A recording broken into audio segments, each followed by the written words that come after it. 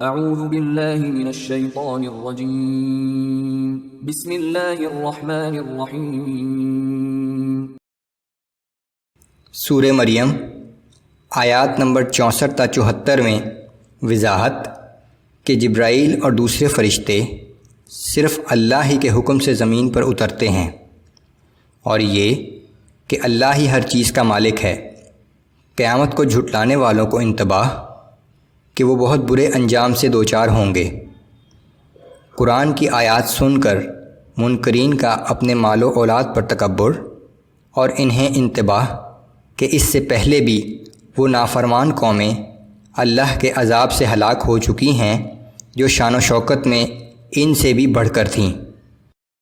اعوذ باللہ من الشیطان الرجیم وما نتنزل الا بامر ربک له ما بین ایدینا وما خلفنا وما بین ذلك وما كان ربک نسیا۔ اے جبرائیل، نبی صلی اللہ علیہ وآلہ وسلم سے کہہ دو کہ ہم یعنی فرشتے آپ کے رب کے حکم کے بغیر اس دنیا میں نہیں اتر سکتے۔ جو کچھ ہمارے سامنے ہے اور جو کچھ ہمارے پیچھے ہے اور جو کچھ ان کے درمیان ہے، سب کا مالک وہی ہے، اور آپ کا پروردگار بھولنے والا نہیں ہے۔ اللہ کی وحی سے رسول اللہ صلی اللہ علیہ وآلہ وسلم کو تقویت و رہنمائی حاصل ہوتی تھی، سو انہیں نہایت بے چینی کے ساتھ حضرت جبرائیل علیہ السلام کا، جو وحی الہی لانے کا ذریعہ تھے، انتظار رہتا تھا۔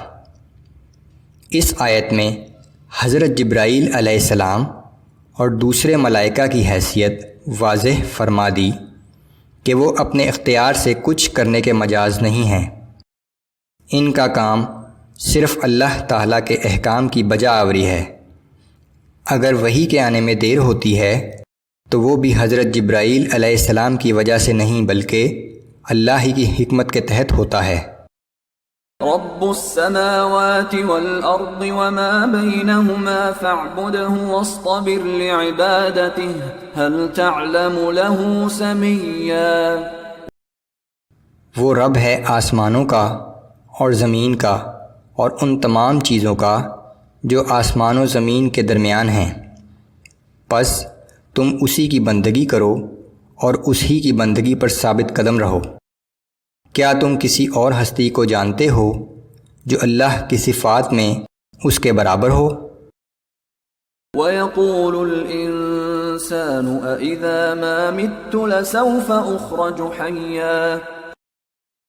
اور انسان کہتا ہے کہ جب میں مر جاؤں گا تو کیا واقعی پھر زندہ کر کے نکالا جاؤں گا؟ أَوَلَا يَذْكُرُ الْإِنسَانُ أَنَّا خَلَقْنَاهُ مِن قَبْلُ وَلَمْ يَكُ شَيْئًا۔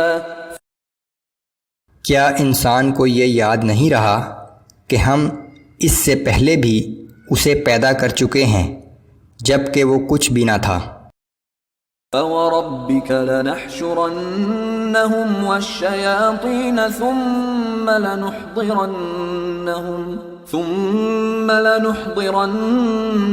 حَوْلَ جَهَنَّمَ جِثِيًّا۔ سو اے پیغمبر صلی اللہ علیہ وآلہ وسلم، قسم ہے آپ کے رب کی کہ روز قیامت ہم ان سب کو اور ان کے ساتھ تمام شیاطین کو ضرور جمع کریں گے، پھر ان سب کو جہنم کے گرد اس حالت میں لا حاضر کریں گے کہ وہ گھٹنوں کے بل گرے ہوئے ہوں گے۔ ثم لننزعن من كل شيعة أيهم أشد على الرحمن عتيا۔ پھر ہر گروہ میں سے ایسے لوگوں کو کھینچ نکالیں گے جو رحمان کے مقابلے میں سب سے زیادہ سرکش بنے ہوئے تھے۔ ثم لنحن أعلم بالذين هم أولى بها صليا۔ پھر ہم ایسے لوگوں کو بھی خوب جانتے ہیں جو جہنم میں جانے کے زیادہ مستحق ہیں۔ وَإِن مِّنكُمْ إِلَّا وَارِدُهَا كَانَ عَلَى رَبِّكَ حَتْمًا مَّقْضِيًّا۔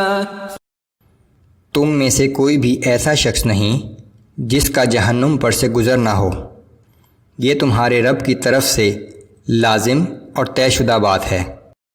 ثم ننجي الذين اتقوا ونذر الظالمين فيها جثيا۔ پھر ہم پرہیزگاروں کو تو اس جہنم سے بچا لیں گے، مگر ظالموں کو اس میں گھٹنوں کے بل گرا ہوا چھوڑ دیں گے۔ وَإِذَا تُتْلَى عَلَيْهِمْ آيَاتُنَا بَيِّنَاتٍ قَالَ الَّذِينَ كَفَرُوا لِلَّذِينَ آمَنُوا أَيُّ الْفَرِيقَيْنِ خَيْرٌ مَقَامًا وَأَحْسَنُ نَدِيًّا۔ اور جب ان لوگوں کے سامنے ہماری روشن آیات تلاوت کی جاتی ہیں تو کافر لوگ ایمان والوں سے کہتے ہیں کہ تم ہی بتاؤ کہ ہم دونوں گروہوں میں سے کس کی رہائش گاہیں بہتر ہیں اور کس کی مجلسیں شاندار ہیں۔ وَكَمْ أَهْلَكْنَا قَبْلَهُمْ مِنْ قَرْنٍ هُمْ أَحْسَنُ أَثَاثًا وَرِئْيًا۔ حالانکہ ہم ان سے پہلے ایسی بہت سی قومیں ہلاک کر چکے ہیں جو ساز و سامان اور ظاہری شان و شوکت کے لحاظ سے ان سے بہت زیادہ بہتر تھیں۔